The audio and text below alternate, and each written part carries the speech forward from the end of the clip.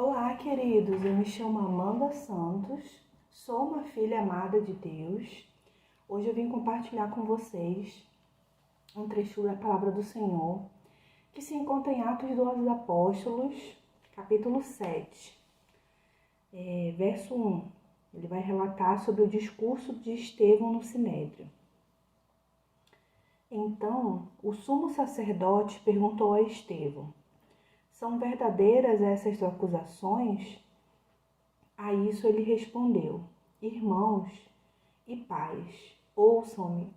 O Deus glorioso apareceu a Abraão, nosso pai, e estando ele ainda na Mesopotâmia, antes de morar em Harã, ele disse: saia da sua terra e do meio dos seus parentes, e vá para a terra que eu lhe mostrarei. Então ele saiu da terra dos caldeus e se estabeleceu em Harã.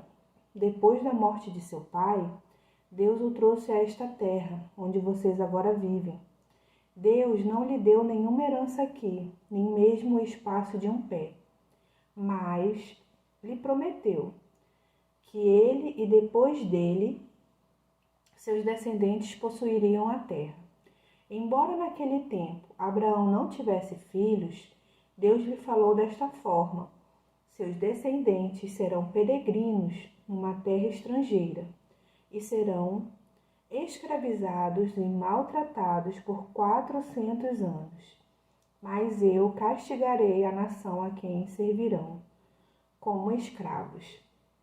E depois sairão dali e me adorarão neste lugar. E deu a Abraão a aliança da circuncisão. Por isso Abraão gerou Isaque e o circuncidou 8 dias depois do seu nascimento. Mais tarde Isabel gerou Jacó e os 12 patriarcas. Os patriarcas, tendo inveja de José, venderam-no como escravo para o Egito.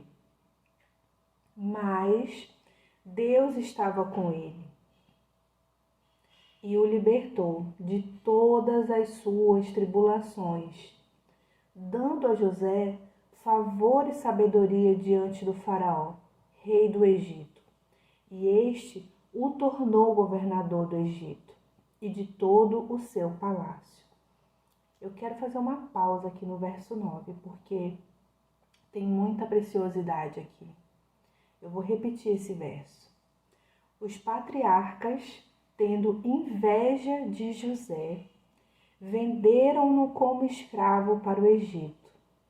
Mas isso não impediu o agir do Senhor, porque o verso vai continuar e vai dizer: Deus estava com José. Deus o libertou de todas as suas tribulações. Você pode declarar aí onde você está que o Senhor está com você, que o Senhor vai te libertar de todas as tuas tribulações, que Deus é poderoso para agir na sua causa. E além de Deus libertar José de todas as suas tribulações, Deus liberou sobre a vida de José favor e sabedoria. 2 alvos de oração para a gente declarar nesse dia, sobre a nossa vida, sobre a nossa casa, sobre a nossa família. Na verdade, esse trecho é o 9 e o 10, né? Eu vou continuar o verso 11. Depois houve fome em todo o Egito e em Canaã, trazendo grande sofrimento, e os nossos antepassados não encontraram alimento. Ouvindo que havia trigo no Egito, Jacó enviou nossos antepassados em sua primeira viagem. Na segunda viagem deles, José fez-se reconhecer por seus irmãos, e Faraó pôde conhecer a família de José. Depois disso, José mandou buscar seu pai, Jacó, e toda a sua família, que eram 75 pessoas. Esse verso aqui me ensina que o que o Senhor tem para a minha vida, para a sua vida, para a nossa vida, não é só para a gente. Olha o que o verso 14 nos ensina. O Senhor abençoou José e no tempo certo, essa bênção veio para além de José, para a sua família. Então Jacó desceu ao Egito, onde faleceram ele e os nossos antepassados. Seus corpos foram levados de volta a Siquém e colocados no túmulo que Abraão havia comprado ali dos filhos de Amor, por certa quantia. Ao se aproximar o tempo em que Deus cumpriria sua promessa a Abraão, aumentou muito o número do nosso povo no Egito. Então, o outro rei, que nada sabia a respeito de José, passou a governar o Egito. Ele agiu traiçoeiramente. Isso aqui é uma característica que não agrada ao Espírito Santo de Deus. Que a gente possa se examinar se a gente tem agido dessa forma e nos corrigir. Para com o nosso povo e oprimiu os nossos antepassados, obrigando-os a abandonar os seus recém-nascidos para que não sobrevivessem. Trazendo isso aqui para a nossa realidade, eu acho que a gente pode refletir sobre como a gente tem tratado as pessoas ao nosso redor. Porque esse rei aqui, ele matou pessoas, mas assim, eu fico pensando que às vezes a gente pode ser o causador de destruir os sonhos das pessoas. A gente não vai fazer como ele, a gente não vai matar literalmente, sabe? Alguém. Mas o que a gente tem matado nas outras pessoas ao nosso redor? Naquele tempo nasceu Moisés, que era um menino extraordinário. Por 3 meses ele foi criado na casa de seu pai. Quando foi abandonado, a filha do faraó o tomou e o criou como seu próprio filho. Moisés foi educado em toda a sabedoria dos egípcios e veio a ser o poderoso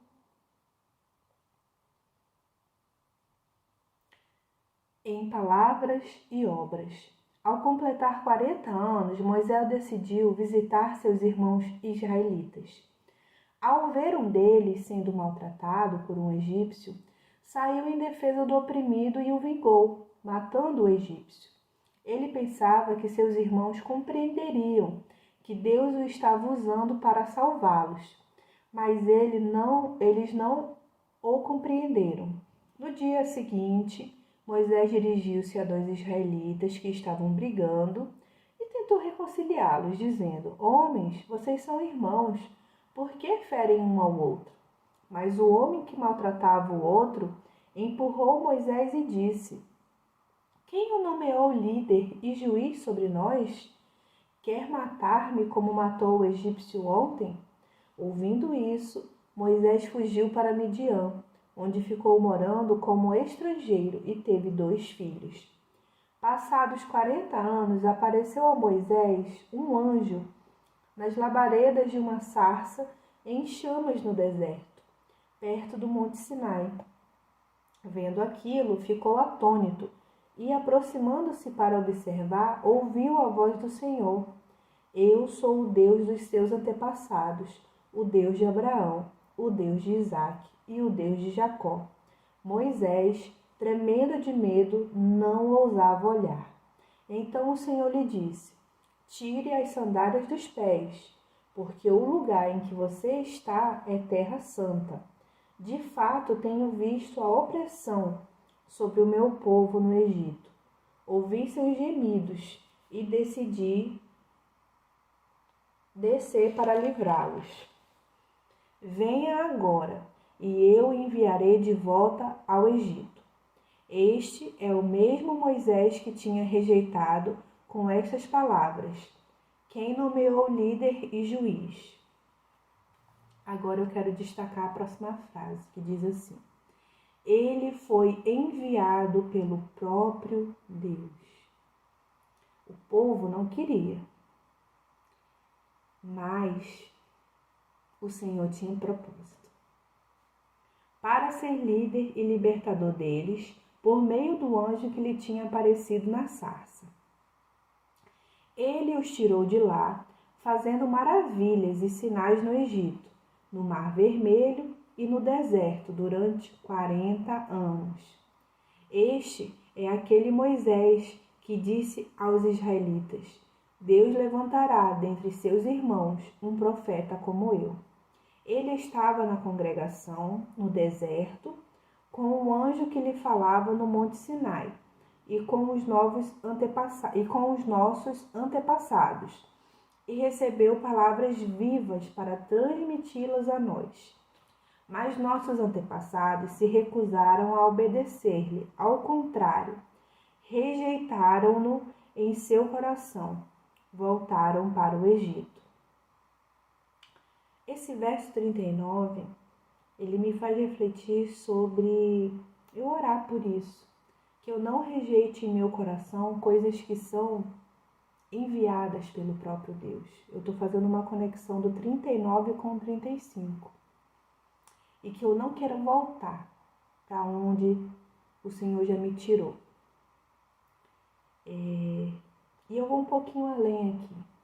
Que a gente não venha murmurar por pessoas que saíram da nossa vida, querendo que elas voltem, porque o Senhor estava presente e viu e ouviu coisas que a gente não.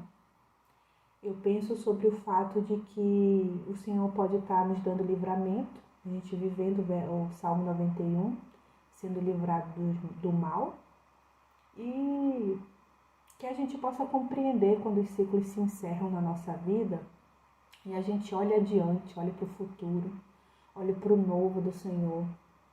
Verso 40. Disseram a Arão: faça para nós deuses que nos conduzam, pois a esse Moisés que nos tirou do Egito, não sabemos o que lhe aconteceu. Naquela ocasião fizeram um ídolo em forma de bezerro, trouxeram-lhe sacrifícios e fizeram uma celebração em honra aos que as suas mãos tinham feito. Mas Deus afastou-se deles e os entregou à adoração dos astros, conforme o que foi escrito no livro dos profetas. Esse 42 aqui, ele pode se tornar um alvo de oração para a gente. Que nós não façamos coisas que desagradem ao Senhor, porque a gente vai viver consequências. 42 relata que o Senhor se afastou e os entregou à adoração. Sabe? O verso 41, ele fala sobre ídolos. O que tem ocupado o nosso coração? Será que tem algo acima do Senhor? Que a gente possa refletir, a gente possa conversar com Deus sobre isso. E a gente se permita ser tratado pelo Espírito Santo de Deus. O verso 42 vai continuar e vai dizer assim: foi a mim que vocês apresentaram sacrifícios e ofertas durante os 40 anos no deserto, ó nação de Israel. Em vez disso, levantaram um santuário de Moloque e a estrela do seu deus Refã, ídolos que vocês fizeram para adorar. Portanto, eu os enviarei para o exílio, para além da Babilônia. No deserto, os nossos antepassados tinham o tabernáculo da aliança, que fora feito segundo a ordem de Deus, a Moisés, de acordo com o modelo que ele tinha visto. Esse trecho aqui fala que as pessoas obedeceram ao Senhor. E nós possamos ser obedientes ao Senhor também. Tendo recebido o tabernáculo, nossos antepassados o levaram sob a liderança de Josué, quando tomaram a terra das nações que Deus expulsou de diante deles. Esse tabernáculo permaneceu nesta terra até a época de Davi, que encontrou graça diante de Deus. Vamos colocar o 46 como alvo de oração também, que nós possamos encontrar graça diante de Deus. E pediu para que ele lhe permitisse providenciar uma habitação para o Deus de Jacó. Mas foi Salomão quem lhe construiu a casa. Todavia, o Altíssimo não habita em casas feitas por homens, como diz o profeta. O céu é o meu trono, a terra o estrado dos meus pés. Que espécie de casa vocês me edificarão, diz o Senhor? Ou onde seria o meu lugar de descanso? Não foram as minhas mãos que fizeram todas essas coisas? O verso 51 vai dizer: povo rebelde, obstinado, de coração e de ouvidos, vocês são iguais aos seus antepassados, sempre resistem ao Espírito Santo. O verso 51 nós vamos colocar para orar, para que toda rebeldia seja tratada, toda obstinação, que nós possamos ser as pessoas que vão fazer a diferença. Aqui está falando que eles foram iguais aos seus antepassados. Se os nossos antepassados fizeram coisas que desagradavam ao Senhor, que a gente possa orar e declarar sobre as nossas vidas que nós seremos a geração que vai glorificar ao Senhor. E aqui fala que sempre resistem ao Espírito Santo, mas não de uma forma positiva. E aí a gente pode colocar para orar também por isso. Qual dos profetas os seus antepassados não perseguiram? Eles mataram aqueles que prediziam a vinda do justo, de quem agora vocês se tornaram traidores e assassinos. Nossa, que forte, né?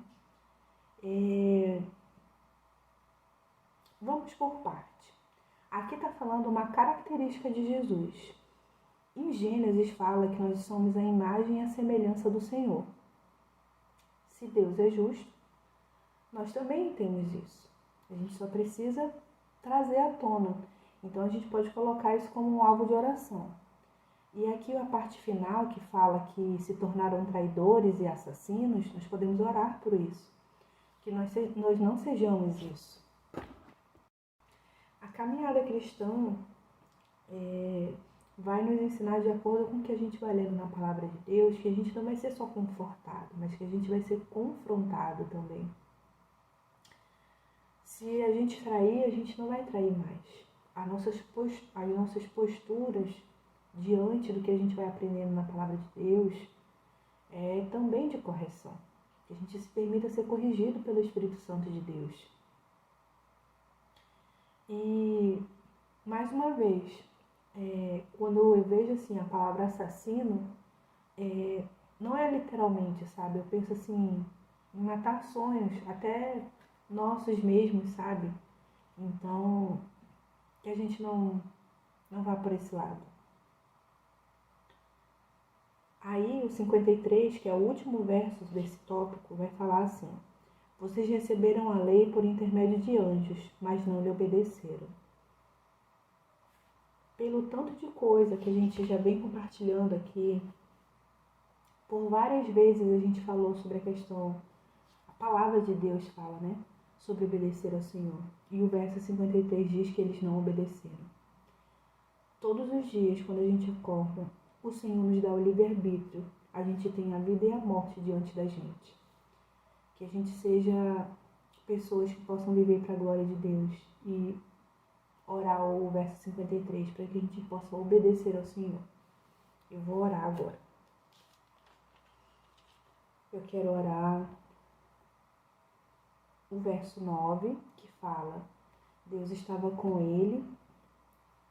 Senhor, que nós possamos compreender que o Senhor está conosco, que o Senhor tem todo o poder para nos libertar de todas as nossas tribulações. Peço ao Senhor que o Senhor possa derramar favor e sabedoria sobre as nossas vidas neste dia. Quero orar também o verso 42, que fala sobre o Senhor ter se afastado. Pai, que a gente possa te obedecer, que o Senhor tenha misericórdia de nós, que o Senhor derrame da sua graça, que a gente não faça coisas que afastem o Senhor de nós, que a gente não se entregue à perdição. Verso 46. Que a gente possa encontrar, Senhor, graça diante de Ti. Verso 51. Pai, trata toda rebeldia, toda obstinação, toda altivez em nós. Que nós possamos ser uma geração diferente, que possa glorificar ao Senhor. E que a gente não resista ao Espírito Santo, que o Espírito Santo tenha liberdade em nós. E que tudo isso seja para a glória de Deus. Amém e até o próximo vídeo.